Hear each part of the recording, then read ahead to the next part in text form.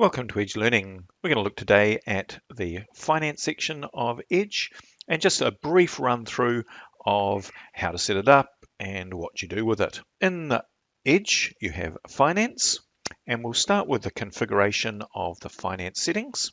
In here, you can set it up to use electronic receipting and to automatically email those receipts home.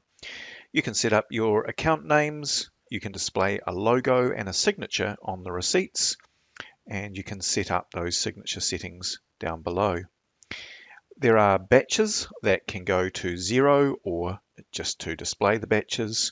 There's 0 settings, and there's settings to link into Poly and PayStation for online payments. Next, we go to Maintain Ledger Numbers. Under Maintain Ledger Number, you can set up your own ledger numbers in here. If you are linking with 0, they can come through automatically, but otherwise, check with your accountants what your ledger numbers are, type your ledger number in there and put a description for it and whether it includes GST or not, and save. Next thing to set up is the billable items that are based on those ledger numbers. We enter the description of the item, select the ledger number that it's going to be linked to, and put in the amount. It can be a variable price amount. It can be an item that you can only ever charge once to a student to prevent that from happening again. It can be a voluntary payment, or it can be a family-based item.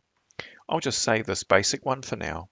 If it is a family-based item, it can mean that there will be a different amount depending on the number of students in the family, as down and below there. Working our way down the list of configuration, we've covered the main ones.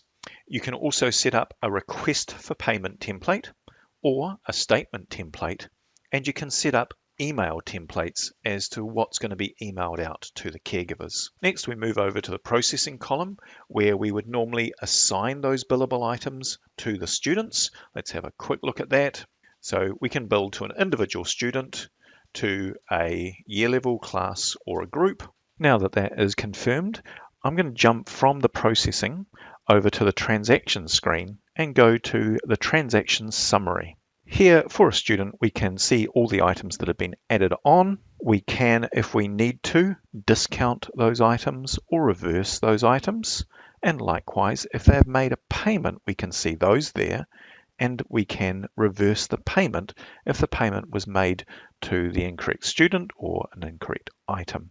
Up the top, if they happen to be in credit, as this student is, then it's possible to refund that credit. Next, we're going to look at paying for an item. So up the top at Finance, Payments Received, and then we can make a payment, or if the student like this one is in credit, we can allocate the credit. Let's just look at the basic make a payment. We'll say we've got $10 come in as an electronic payment, and we'll say that it's paying off that junior base fee, and we will go save. Okay, that shows the receipt down the bottom. They will automatically get a copy of that receipt. Next, we can look at lists. So there are debtor lists, there are deposit lists, and billable items lists to see who has or has not paid for particular items. Back, we jumped over a few of the things in the processing.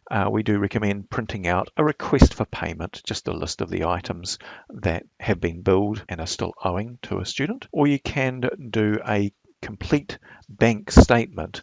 For donations, can be useful to print out a record of payment where multiple payments have been made to pay off that donation over the year. So that will collate all the receipts into one.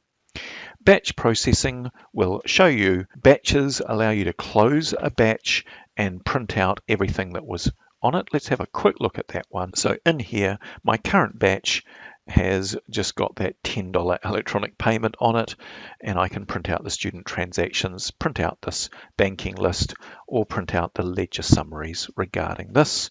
And if I was connected to 0, I could send this to 0 or indeed to Music Accounts program. Look, that's probably enough of an overview for now. Thanks for your time.